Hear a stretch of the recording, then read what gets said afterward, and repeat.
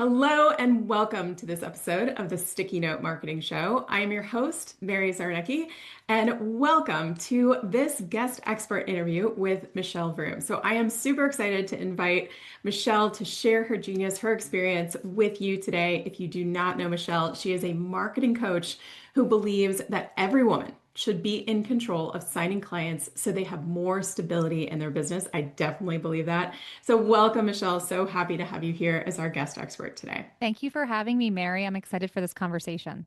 Me too. And for those of you listening, if you have ever been curious about Facebook groups, this is the one you need to tune into. This is the one where grab that sticky note, grab that marker. Let's start taking some notes. Now, I know, Michelle, some folks are going to be tuning into this episode, watching, listening because they already know you. They're hmm excited to hear what you have to say, but some people may be meeting you for the first time.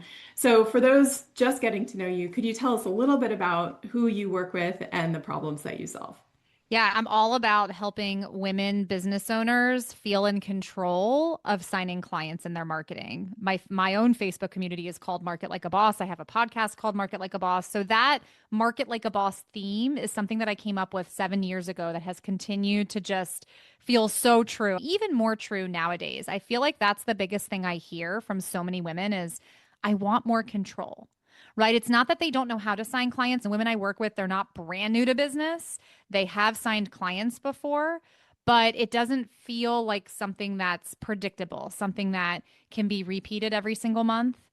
And I also think there's a lot of people who feel like how like it's going to take me so long to market, right? Like how do I do all these things when I'm trying to keep up with the household or the kids or whatever it might be? I've built a multiple six-figure business in 20 hours a week while at home with my three boys. So I think it's really about simple marketing, marketing that you can do in 60 minutes a day, because that's how much time I had when my kids were napping. But not even just simple marketing, marketing that really does put you in control. And that's what lights me up. It's not just about the money you make, it's about the freedom that you have, whether it be freedom to replace your 9 to 5, freedom to, I have a lot of clients who are shifting into coaching and want to replace demanding done for you clients and people that they're working with. There's just so much freedom that comes with feeling like you're in control. And I think that marketing has gotten really complicated and people are overcomplicating it. And I almost feel like we're seeing a return to basics a bit. I've been in this industry for a while. I know you've been in this industry for a while. Like, I think we are seeing some of that. And so the more that I can help people feel like it's simple and repeatable, the better. That's really what I'm all about. I love that. And I know we're going to be digging into that Yep. today, especially when Yes. it comes to Facebook groups. But I think that a lot of people are going to relate to this, right? A lot of people, I'm guessing, are listening to this, watching this, being like, yeah, control sounds good. I feel a little overwhelmed. Everything seems to be changing every other week. So if that's sparked something in you, definitely tune in. So I am really curious about this because we do hear all of these different trends and, oh, this is dead and this is over. And now that we're going to this new thing.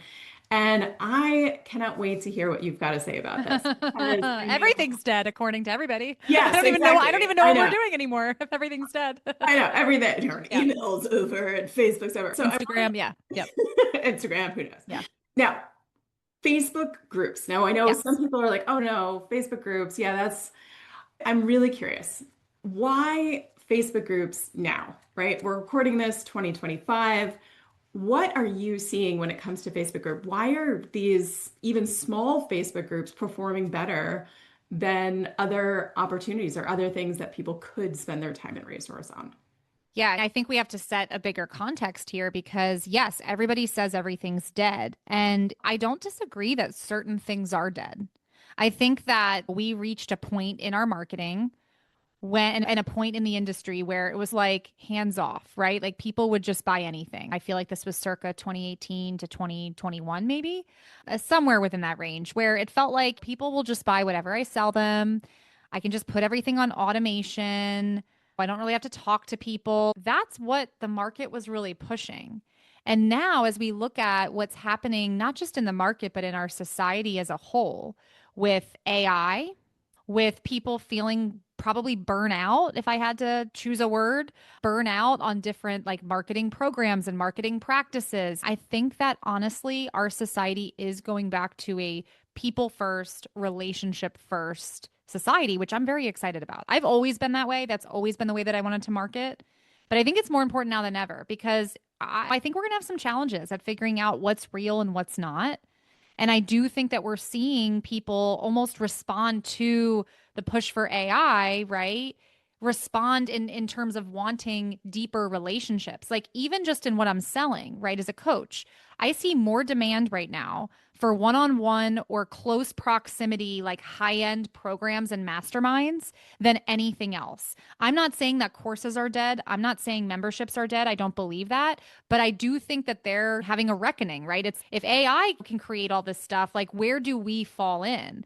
And that's why I think we're seeing people want more relationships. And I don't think that's just in who they hire. I think it's in marketing as well. And so when you think about the concept of a Facebook group, right, a Facebook community, people want relationships and those are designed to create those relationships. But gone are the days where you could have a Facebook community of 100,000 members and just whatever, sell them whatever. It's like those bigger groups, I don't think they're dying out because I never want to say something's dying out. There's always, for every example you have of something dying out, you have someone who's seeing success with it. But I do think it's harder, bigger groups that didn't prioritize relationships to see traction, to see conversions. That's why I think the smaller communities, and I would count my community as a smaller community, that's why some of the smaller communities are seeing so much traction because the depth of the relationship is greater. I want to pull on a couple of the threads that you brought up. I would definitely echo. I definitely think there is this desire, this craving for human connection. It was so interesting. I was actually just listening to a couple other podcasts that were talking about trends and physical properties because anyone that listens to this show knows my husband and I own a fine dining restaurant, award-winning restaurant here in Oregon wine country. And so I'm always got my ear to the whispers about what's Yep. happening in real hospitality and destination marketing. And this resurgence, this desire for social clubs and in-person events and immersive experiences, I think is very much speaking to what you're talking about is people, yes, are acknowledging that I might be interacting with AI or AI created content or experiences in some parts of my experience with brands and businesses and people now. But that also creates this desire for if and when I really want human connection, I want human connection. Like I want it to be really a feeling of working with another real human. So I love that idea of what you're bringing up around, look, it's not just about Facebook group, it's about a kind of experience you're creating within that group that satisfies this desire for real connection. And I think that's one of the things that you've fostered, like you said, in your group specifically, that if they want to go learn something or watch a video, there's space and time for that. But there's something else that you're providing that's special in this group. So when people are actually trying to do this, right? Because I think a lot of the folks that are listening to this might have Facebook groups that they're trying to revive, but I think a lot of people might be getting into this for the first time or the first time in a long while. So what do you see as maybe some of the mistakes for those who might be listening saying, okay, I'm willing to try this, but what should I make sure I do right off the bat? What are some of the mistakes that they really need to avoid? Right off the bat, I think the experience that you want people to have and actually taking time to think about the experience and what your community looks like. A lot of people don't do that. They just throw up a group thinking like, I'm going to do this. It's going to just people will come, right? It's a community for a reason. So you want to think about what does this community look like? I always liken it to a house party. Okay, I'm throwing a party at my home. What type of people do I want at that party? What are we doing at the party? Like it would be like throwing a party and either putting out an invite that just has the date and time but no concept of like why I should come to this party or not sending out invitations at all. So I think the first thing that a lot of people don't do that you need to do is think about what this community should look like and how you want to show up in the community, right? So why should someone join your community? Just because it's free means nothing. People are burnt out on free things. It doesn't mean that they don't work. It just means that we need to do a better job positioning those free things. One of the things that I did very early on with my community that I do believe gave me a unique advantage is I marketed it the way that I would market an offer. So what do I mean by that? My community is called Market Like a Boss, right? I didn't talk about the fact that, hey, I have this free community where I talk about marketing. I would position and promote the things that I was doing inside of the community. the lives, the conversations that were being had, right? Because that creates fear of missing out. That creates FOMO. So people are like, I want to get in there, right? And to be able to promote this the way that I would promote an offer and talk about the transformation, talk about the experience itself instead of the thing, that is the biggest shift that I'm seeing a lot of people needing to make in order to get traction for these communities. When I talk about traction, I'm talking organic growth. I have actually not done a lot of growth with ads, right? It's not that I haven't done that or don't know how to do that, but I've really focused on organic growth because honestly, I want better quality people in the door. I don't just want numbers. And I think that's probably the other piece that a lot of people they prioritize, let me get as many people in there as possible. They don't prioritize the depth and the quality.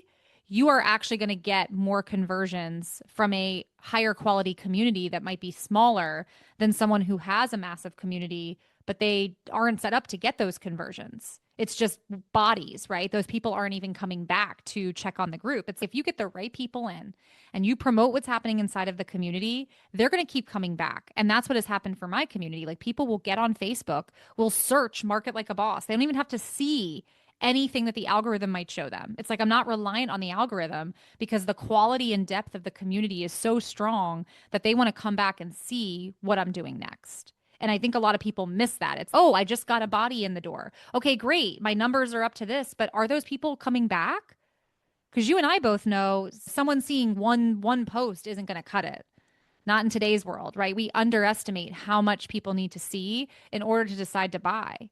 And so you have to have a plan not just to promote the community and get the right people in, but you also have to have a plan to bring those people back so that they're not just one off. Okay, I saw this one thing, but then I never come back into your community ever again. This is all like rich stuff. So whoever's watching and listening to this, I'm speaking to you right now. You better have your sticky notes out because Michelle is giving you a formula here for success. But let's just recap. Having the intention, first of all, of what is this community for? What house party are you throwing? What Mhm. activities are we doing here? Are we bobbing for apples or are we sipping painting, right? Yep. What are we actually doing at this party? Yep. And who do we want? Because I think that's such a great reminder. I don't know about you, but I talk to people all the time and I even remind myself, oh, my email list is only so big, or oh, my Facebook group is only so big. But then I think, okay, if I had that many bodies in a room, that would be impressive. Even if you had 20 people and you're just starting your group, if those are 20 great people who are engaged, who are engaging with each other, engaging with you, if you had 20 people in a room that you were talking to, that would be incredible. That's real community. Those could be great connections. Starting small, starting slow and intentional sounds like something that people really should be considering taking the time. It's worth taking the time to start right so that you're getting that initial traction, like you mentioned, with the kind of initial founding members. Yes, I think if you take the time to do that right, you will see the fruits of that pay off.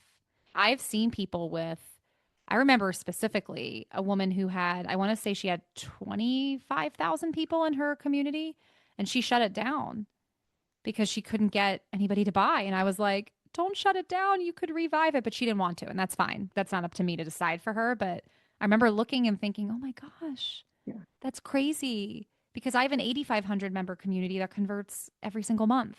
It's just, it's not about the numbers. And I think that, I don't know. I think that we're coming out of that as an industry a little bit. Like, I think there was a time where people were so focused on just the numbers.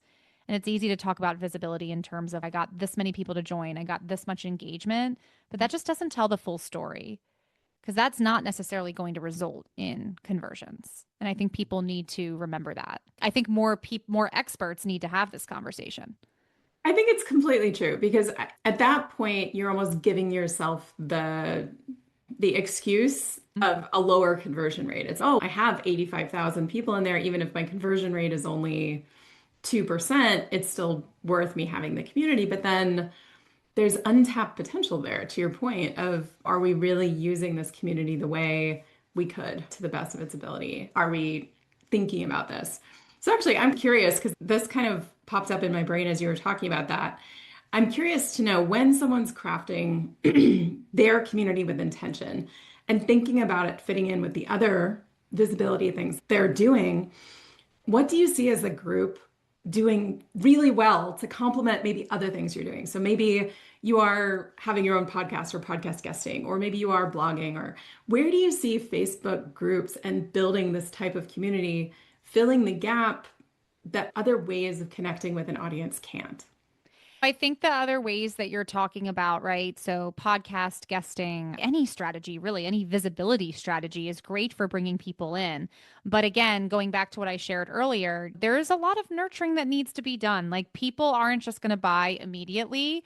And who are people choosing to buy from? Right now, we're hearing, I feel like we've been hearing this for a while in the industry, like, people are slower to buy. They're not buying anymore. They're not buying things the way they used to. And I think what people are really saying or really noticing is yeah, people are still buying, but they are a bit more discerning. And so, how do we show them that we are the people they should buy from? It's like you've got to establish that relationship, and that cannot be automated. So, to me, I will do strategies and activities like this, right? Be a guest on podcasts, even posting on my Instagram, like networking, that kind of thing, audience swaps, all of that. But those are not, I'm not expecting to just get a client from that. I will network in other Facebook communities. And even if someone is looking for an expert, I would much rather them go to my community first because as soon as they binge, and they do binge, they're just lurking. We're in the era of the lurker, right? As soon as they binge a whole slew of videos or different things that I've got going on, I know I have a lot of confidence that they're going to buy, right? Not every single person will, but like the likelihood of them buying is a lot stronger. So the group, what it does is I believe it actually speeds up the sales process because it's speeding up the process that's required for someone to have a relationship with you and to build trust, right? You need that trust in order for people to buy. Just to give everybody kind of the numbers behind this, our revenue, we have surpassed what we did last year in revenue. And at the time that we're recording this, it's September. So we're a little over halfway through the year with half the amount of clients. So what does that tell you? That tells you that people are not only buying, they're buying and paying more for more support. And that's because I'm building trust with them. That's because I'm building the relationship. My community, I just signed a client the other week who has been in my community for a long time. Like my community has been supporting people and building the relationship and building trust until they are ready to buy.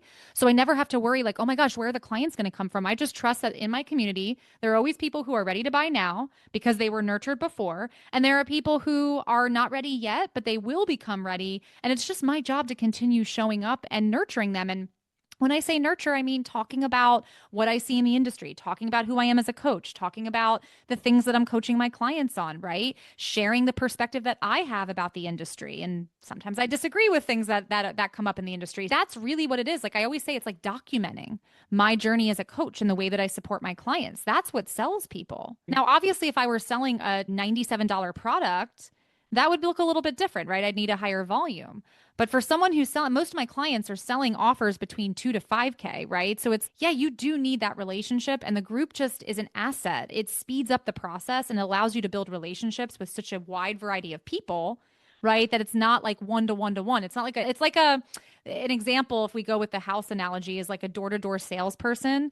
I don't even know that they're out there anymore. Like I feel like I haven't seen one at my house in a long time, but they go door to door. That's a lot of time, right? Now, if they happen upon a house party where all of the people there are the right fit, they only have to sell once, right? Like to that party. And they're going to be signing clients or they're going to be getting buyers for their product, getting customers. I think it's also more efficient. And again, like efficiency has been so important for me, especially as a mom of three. Yeah. Yeah, no, totally. I've got two boys. Believe me, I am looking for efficient solutions. And I think Yeah. anyone who listens to this, whether you've got fur babies or Yep. human babies or plant babies, or all of us have other priorities, other things that we have to care for. Yep. Now, you mentioned two behaviors that I think are so interesting. I love geeking out on behavioral science and why people do what they do.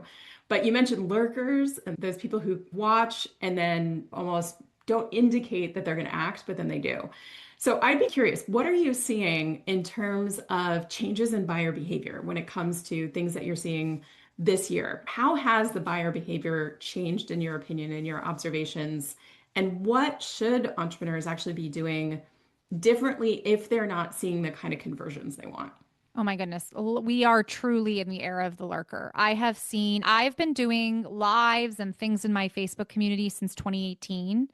And I used to get more people like attending live and commenting. And now it's like a lot of replays. It's a lot of lurking. It's a lot of, hey, I've been watching you for a while and you had no idea that they were.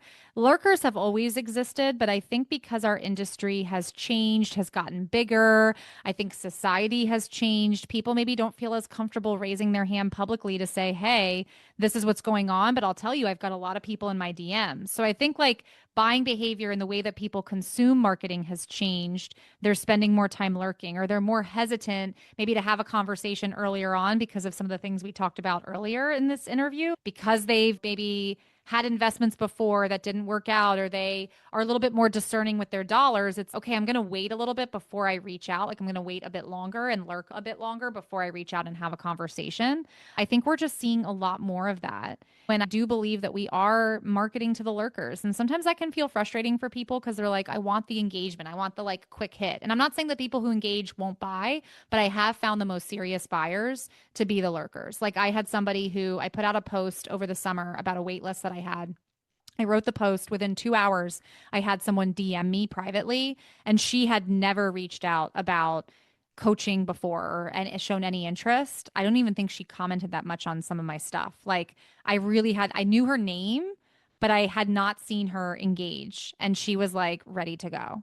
Do you know what I mean? So it's that kind of thing that I'm seeing more. It just what that involves, I guess the expectation there is that we have to be okay with that and recognize that we're not always going to get that hit of dopamine, but we are marketing to the person who's watching and who's lurking. And can we show up enough and consistently enough to be able to talk to that person until they are ready instead of growing impatient and saying it's not working and throwing everything out? I think that's the biggest challenge as a result of this shift in consumer behavior. I think that's the biggest challenge that a lot of people are facing. And that's one of the biggest things that I'm coaching a lot of my clients on.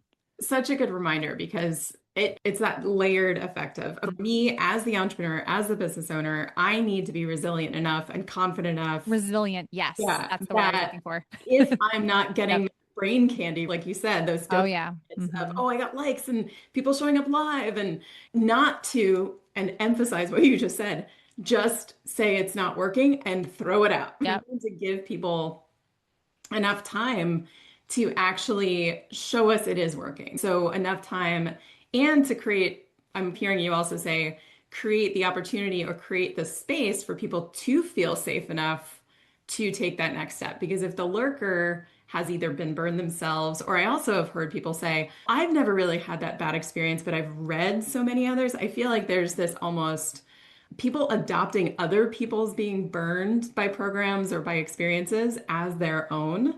So they themselves may not have had a bad experience, but they've read so many examples or they've seen all the TikToks on, oh, how someone had a bad experience. They almost start to feel like that was their own experience. So being able to get DMs, right? To be open to answering people's DMs or have people be able to reach out to you in those ways that feel safe when they're Yep. ready to take those next steps, Hmm. I think Yeah. is really important. Yeah. Agreed. 100%. Amazing. So what I have to ask for anyone who's listening, who's, I don't know, Michelle, like, how do I keep my own mindset healthy? Do you have any tips for anyone who's feeling like, oh, I feel like it's not working. I feel like no one's listening, but maybe they're like a day away from that DM getting dropped into their. Yeah. I think we have to define what do you mean when you say it's not working? What did you think was supposed to happen? Because honestly, so much of it comes from our own expectations of what should happen. But it's like, how do we actually know? Yeah. You haven't run a business before. Right? Like even as a marketer, it's like oftentimes my expectations are not met because my expectations were too high, right? I was thinking that I should be here when I'm still learning the lessons that are needed to create the result that I want. And I think that can be a very peaceful thought. If I don't have the result that I want right now, it's not because I'm not capable, it's because there are still lessons that I need to learn, including how best to market to my people in order to create the result that I am wanting. So, you're learning how to create that. And by the way, you will never arrive. I've been in business almost 10 years.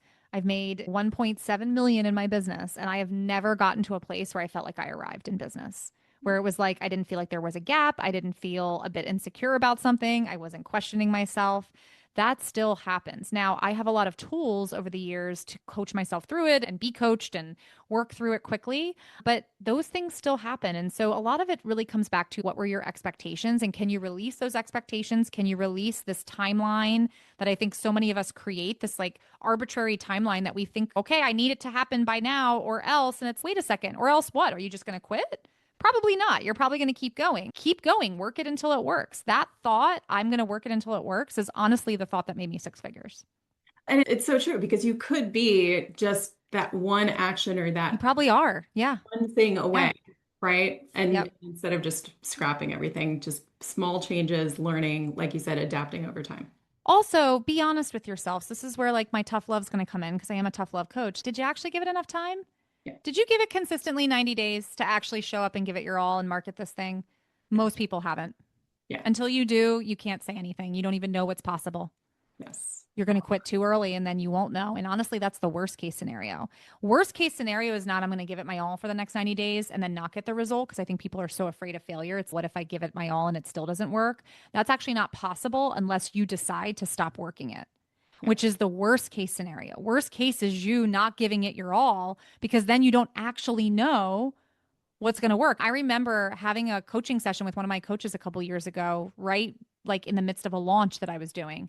And I realized that I was holding back because I was scared that it was going to fail. And I remember her saying to me, like, what happens if you go all in on this?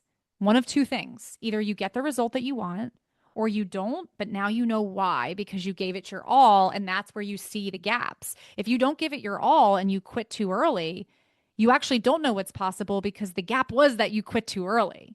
And I think that is hopefully a little bit of a kick in the pants that maybe some people need to hear, but also like encouraging, like, actually, my worst case scenario is staying where I'm at now. Best case is one of the other two things that I just mentioned happening. Because even in the it didn't happen the way you think it happened, you have information. You now have information that you can make a decision from. By the way, that's the most likely outcome. And it's happened to me. Like, I very rarely have ever had something just excel the first time, like almost never. Usually, what happens is I see a little bit of results, still not at the result that I want, but now I have information and data to make it better. And then I refine and reiterate. It's just you have, use your word, the resiliency to be able to do that. Amazing. I love The that. resiliency to refine and reiterate. If we talk about the three R's, there you go. Those are the three R's. Yes, write down sticky Yes, note. Three exactly. R's. Exactly. Yep. Amazing. Thank you so much, Michelle. I hope everyone has been writing furiously, filling up their sticky notes with your advice and tips today. Everything about starting with intention, thinking about that house party you want to throw, and then making sure that as we're building this, setting our resiliency meters up a notch so that we don't quit right before we see that success. So now I know some people here have gotten answers, they're ready to take action, and then some people are going to want to follow up with you because they have even more questions for you. So, what is the best place for someone to connect with you coming out of today's episode if they want to learn more? Yeah, the best place to connect with me is inside of my own community. So if you're like, I want to see how she runs this group, I want to see what this kind of community could look like, my Market Like a Boss community is the best place to go. You can get super simple, practical tips to market, to make a full time income from your business in part time hours, to be able to replace your income. That is where I'm really helping you be in control. I also have a freebie that kind of goes along nicely with that community called 30 Days to New Clients. So if you're like, I just want some simple, practical tips, steps that I can take in less than 60 minutes a day to go out and get my next client, that is going to be the place where you can go. And then there's some content inside of the community that will help you get there faster. So if you're looking for that kind of practical, like just down to earth, simple marketing strategies, which if you're listen to Mary, you obviously already get, this is just a continuation of that. And I would love to connect with you. Fantastic. So, wherever you're watching or listening this episode, those links will be there. So, definitely follow up with Michelle. Go join her community. It is fabulous. Lots of great tips in there. So, thank you again, Michelle, for joining us today on the Sticky Note Marketing Show. Thank you for having me. I loved it. And thank you all for listening and joining us for this episode. Please definitely share, subscribe, pass this along to someone else that you know that could benefit from Michelle's amazing advice today. And join us on the next episode of the Sticky Note Marketing Show. See you next time.